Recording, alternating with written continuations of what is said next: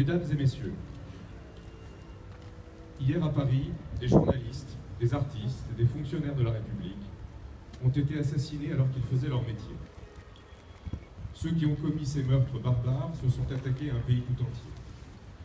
Tuer un journaliste, assassiner un artiste, abattre un agent public, c'est blesser la France. C'est s'en prendre à ses valeurs, à son combat toujours pour la liberté et à tout ce qui fait que notre pays compte tant aux yeux du monde. C'est faire mal à chacune et chacun d'entre nous, car par-delà nos différences, nous chérissons cette liberté de penser, de croire, d'écrire, de dire ce que l'on veut parce qu'on y tient au fond de soi. C'est attaquer ce que nous avons de plus cher et qui nous a coûté tant de vies par le passé. Le respect, la tolérance, l'humanisme, la laïcité. C'est vouloir détruire notre identité nationale et l'essence de notre civilisation. Mesdames et messieurs, dans notre pays, à Nancy, dans cette ville qui résiste aux idées extrémistes, n'oublions jamais combien nous devons être forts quand on s'en prend à ce que nous avons de meilleur.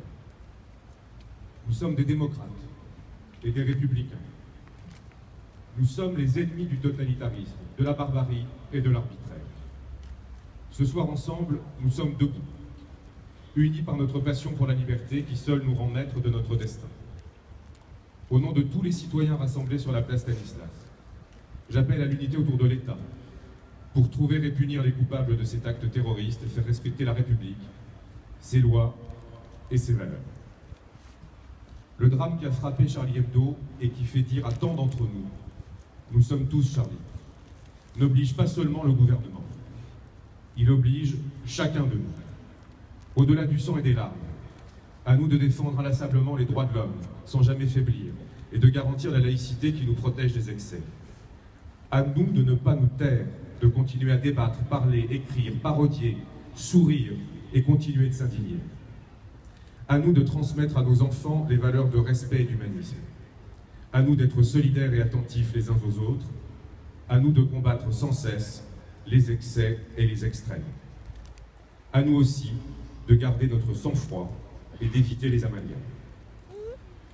Ce soir, au nom de celles et de ceux qui se sont rassemblés devant notre hôtel de ville, représentant des collectivités publiques comme des cultes, citoyens engagés ou légitimement révoltés, au nom aussi de nos villes jumelles qui nous ont fait part de leur émotion, je vous demande, pour marquer notre solidarité avec les victimes de l'attentat de Charlie Hebdo et pour montrer notre engagement inconditionnel pour les libertés et l'humanisme, de respecter une minute de silence.